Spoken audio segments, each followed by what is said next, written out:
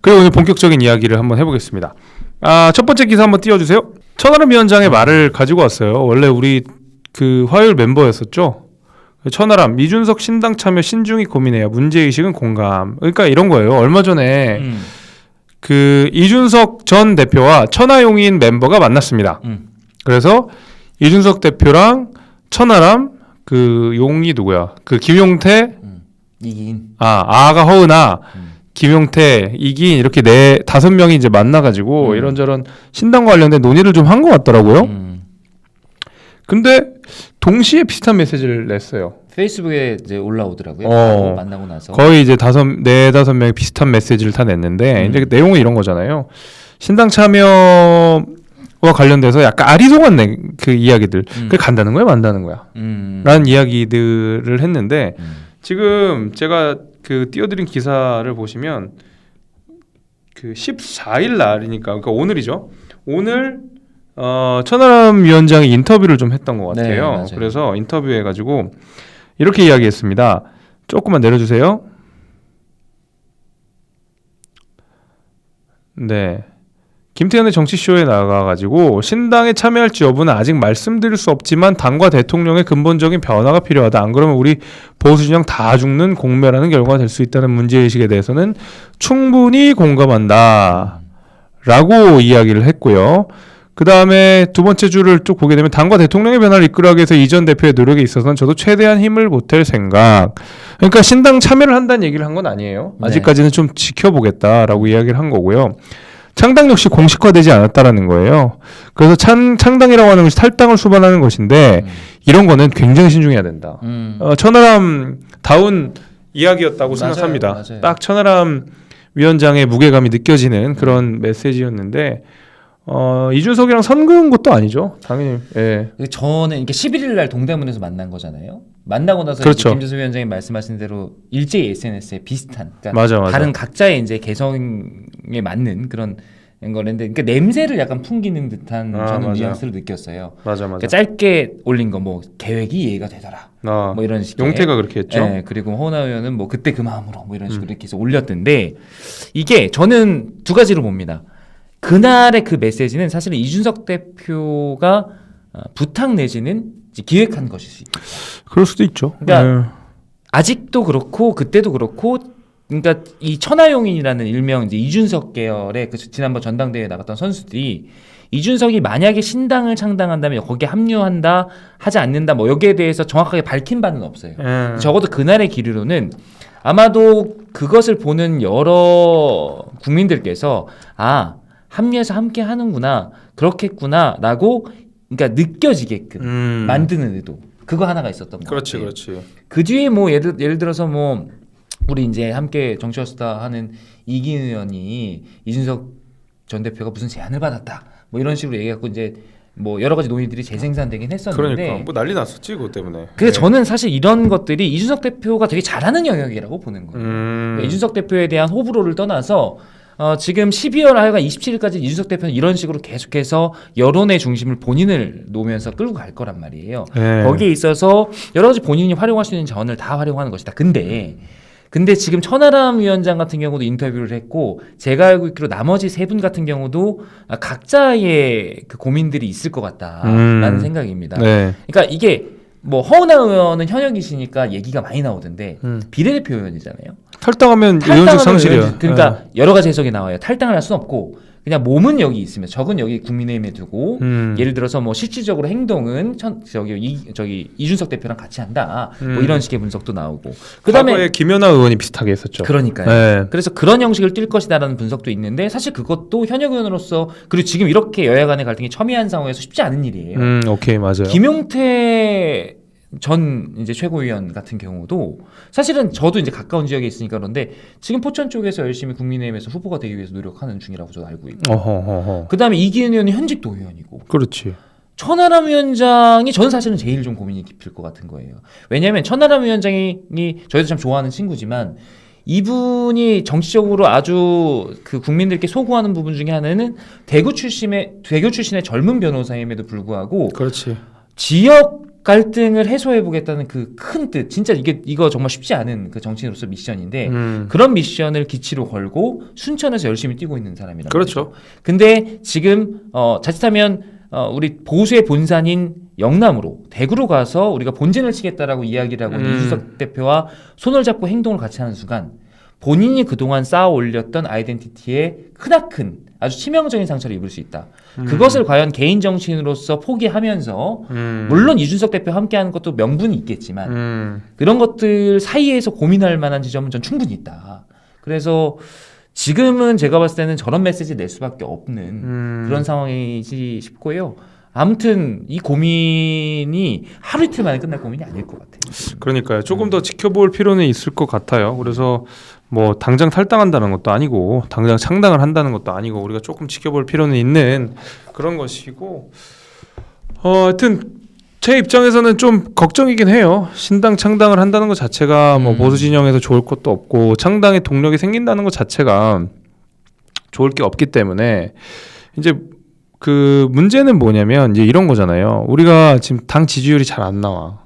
특히 이제 대구나 영남 TK에서 지지율이 잘 안 나와요. 네. 근데 여러분 보시면 2016년에 그 국민의당이 대거 당선됐던 그때를 떠올리시면 호남에서 지지율이 빠지면 호남에서 민주당 지지율이죠. 민주당 지지율이 빠지면 호남으로부터 민주당 계열의 제3신당 동력이 생겨요. 네. 왜냐하면 거기는 국민의힘이 끼어들 틈이 별로 없고 민주당끼리 식구 싸움이거든요. 근데 여기 지지율이 빠진다? 그러면 호남에서 민주당 출신 내지는 민주당 당적을 가지신 분들이 대거 당선하는 계기들을 만들어주는데 무소속으로 당선돼버리고 무소속으로 막 되고 무소속 연대 생겨버리고 근데 이런데 마찬가지로 TK도 그냥 지지율 빠진다는 게 단순히 그냥 지지율만 빠진다 이런 느낌이 아니라 여기서도 TK에서는 어차피 호남이랑 비슷하게 국민의힘에서도 집안 싸움이거든요. 맞아요. 그러면 집안끼리 쪼개지는 영향이 생겨요. 그러니까 네. 단순히 TK 12석 선거, 그러니까 대구 12석 선거가 아니라 전국 선거, 영남 선거에 영향을 미칠 수가 있기 때문에 이걸 저는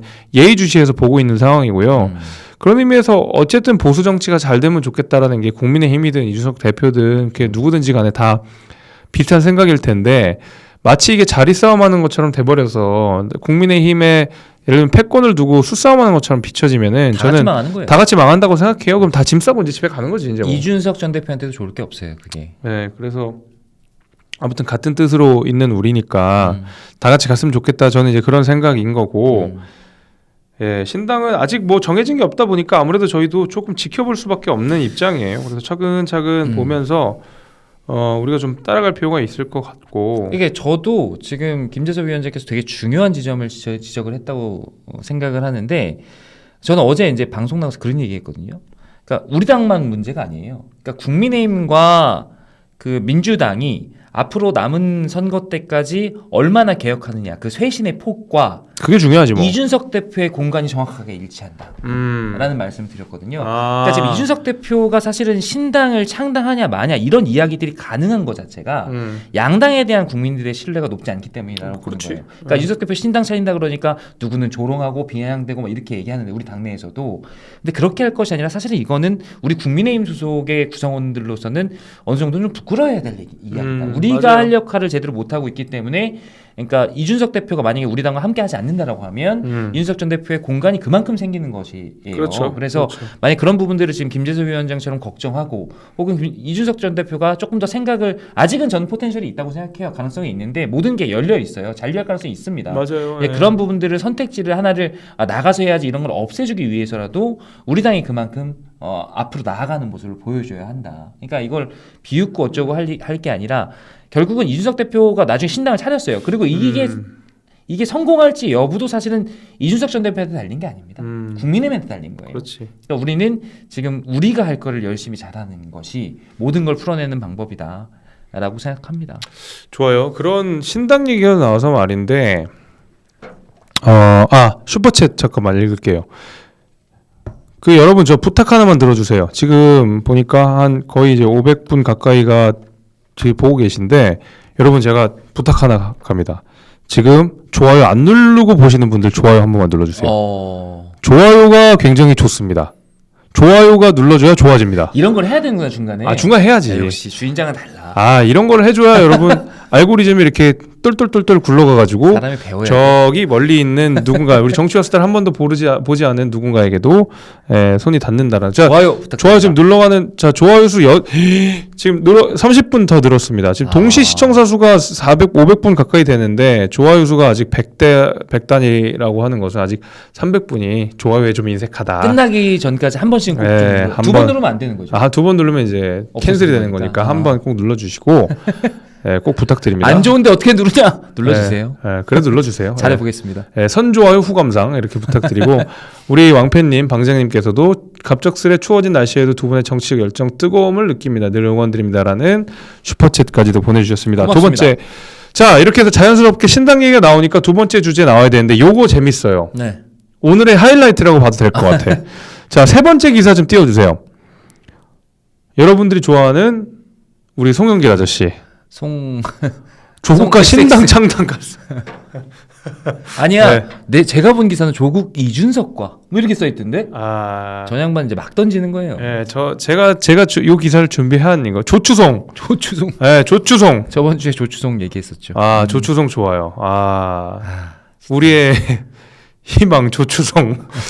야, 요 아저씨가 요새 송영길 대표 아저씨가 약간 주화인만 빠진 것 같은 느낌이던데. 주화인마에 빠졌다고? 네, 주화인마에 빠지신 것 같은데. 폼 좋던데 왜요? 폼 저렇게 해줘야 돼.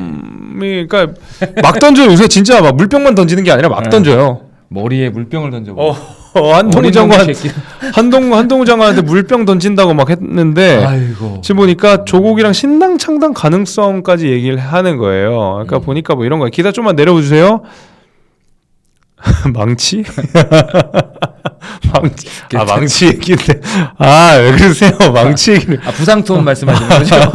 네, 갑자기 생각이 나서 좀 웃었습니다. 죄송합니다. 막삼. 네. 막살다니요. 좀 그러네요.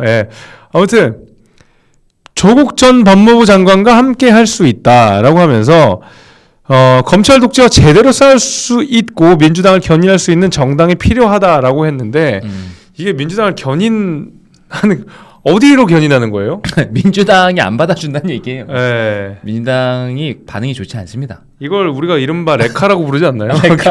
견인을 우리가 레카라고 부르는데 폴리티컬 레카를 자초한다. 폴리티컬 레카를 자초하는데 뭐 말씀하신 대로 조국의 강으로 다시 레카를 하고 조국의 강으로 입수. 그러니까 이게 지금 약간 좀 심각한 수준이라고 보는데 그 국민의힘이 계속 말하자면 이제 내홍에 휩싸이고 있는 상황이잖아요. 이렇게 저렇게 뭐 욕도 많이 먹고 있는 상황이고 치고 나가지 못한다 이런 상황인데 그 가운데서 민주당 기사 귀신같이 없어졌거든요. 네. 민주당이 뭐 하는지 지금 아무도 몰라요. 맞아요.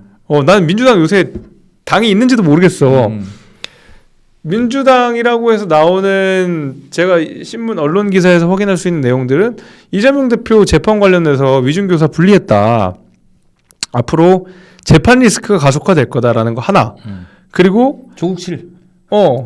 조국가 DK의 눈물을 흘리고 계시는 그 조국 이제 뭐 작가님. 저는 셀럽이라고 부르는데 셀럽 조국님과 그다음에 조추송에서 송을 맡고 있는 송영길 전 대표가 만 지금 기사에 나와요. 아니 이게 저 정도 기사 내려주세요. 에서 그렇게 했는데 기사 내 주셔야죠. 저렇게 센 호딩을 민주당 내에서도 지금 비판하는 저렇게 센 호딩을 했는데 나는 저거 보면서 저도 무섭더라고요. 그러니까 기사를 아예 내려주세요. 저희가 금방 짓는 송영길 대표에서 보는 게 정치에서 이게 화내면 지는 거거든요. 저건 진짜 빡이 친 거야. 내가 막 한동훈이 미워 죽겠는 거예요. 아니 근데 저게 약간 기획하고 저렇게 지른 건 아닐까? 기획? 그런 생각 안 해보셨어요? 어떤 기획? 그러니까 저는 송영길 대표가 이 민주당 내의 기류를 엄청 신경 쓴다고 생각해요. 그러니까 이번에 출판기념회가 크게 문매를 맞았는데 그러니까 그 전에 조추송 얘기 나올 때 있잖아요. 조추송, 그러니까 조국 전 장관 나와서 나는 뭐 나의 명예를 비법률적으로 회복하겠다 뭐 이런 얘기하고 있고 진짜 극혐이에요. 송영길 장관, 그러니까 송영길 대표 전에 그 얘기 했었잖아요. 불출마 선언했다가 나는 총선 때 불출마하겠다 그래서 지선 때 한다 그런 줄 알았다 막 이런 얘기하고 막 이랬었단 말이에요. 근데 진짜 극혐이다. 가제 출마 얘기가 나오니까 민주당 이제 주류에서 네. 좀 글쎄 이렇게 반응이 나오는 거예요. 그러니까 정청래 최고위원부터 글쎄 뭐 우리 당과 함께 할 수 있을지 뭐 이렇게 우리 당원이 아닌데 막 이런 식으로 나와버리는 거예요. 심지어 정청래까지 선 긋는 거예요? 그러니까 송영길 대표로서는 살 길을 찾아야 되는 거예요. 그러니까 이건 제 뇌피셜입니다, 여러분. 진짜 송영길 대표가 그 자리에 이제 출판 기념회에 가가지고 소위 말해서 빡쳐가지고 한동훈 장관한테 질렀을 수도 있어요. 나는 그런 것 같은데? 근데 저는 일견 하다가 에스컬레이팅이 쭉 되더라고요. 그러니까 물병 얘기 마지막 하이라이트 부분에 나오는 거예요. 그러니까. 머리통에 그 비문 써가면서. 그러니까 막 던져버리고 새끼 막 뭐 지랄 뭐 이런 말까지 다 썼던데. 저는 약간 중간에 그러니까 이 송영길 대표가 여러분 잘 모르시는데 나름대로 그런 본인이 기획을 잘한다라고 생각하시는 분이에요. 예전에 공항 패션 기억나세요? 그 한동훈 장관 책 딱 들고 빨간 책. 그러니까 이 양반이 약간 자기가 행동을 할 때 의미를 부여해가면서 약간 하려고 하는 노력하는 분이에요. 제발 의미 좀 부여해줘. 약간 이런 느낌이긴 한데. 저는 송영길 대표를 그렇게 파악하고 있는데 그런 의미에서 이 양반은 지금 저거는 민주당 내에 어쨌든 본인을 좀 그러니까 긍정적으로 봐줄 수 있는 그런 분들에 대한 소구가 아니었나. 근데 이제 결과는 본인이 예상치 못한 방향으로 갔죠. 당내에서도 아니 저 따위를 하고 다니는데 어떻게 우리 당과 함께 한다 그러냐. 아니 그러니까. 막 이런 얘기가 나오고 무슨 뭐 국민의힘의 명예선대위원장이냐. 당내에서 그런 얘기들 나와요 실제로. 그러니까. 아마 비명계 의원들이 그렇게 얘기를 했겠죠. 너무 답답한 거라. 안 그래도 지금 당내의 상황이 이제 좀 저희 지금 우리 당의 내용이 심하다 그러는데 보세요. 현역이 훨씬 많고 그다음에 지금 친명 비명 간의 갈등이 엄청 심한 민주당은 아직 그것이 표면하지 않아서 그렇지 조금 이제 지나서 공청 국면에 되면 저희 2배, 3배 갈등이 심해집니다. 이런 상황 속에서 송영길 대표가 밖에서 저렇게 하는 것이 위기감을 고조시키지 않겠냐고요. 그러니까 그렇지. 당내에서도 지금 엄청나게 비판을 받고 있는 이런 상황에 이제 결국은 판로를 외부에서 좀 규합해보자. 민주당의 자매 정당, 뭐 그런 약간 느낌의 같은 결에. 왜냐하면 조국 장관 같은 경우도 뭐 당내에 들어와서 출마를 하기보다는 신당을 창당해서 비례대표라든지 혹은 호남 출마라든지 이런 방식으로 출구 전략을 세우고 있다라는 설이 지금 돌고 있잖아요. 거기에 합류할 가능성까지 시사한 거죠. 오만 걸 다 해볼 겁니다. 근데 잘 될지는 모르겠어요. 뭐 나와주면 뭐 여기야 땡큐죠. 조추송나 땡.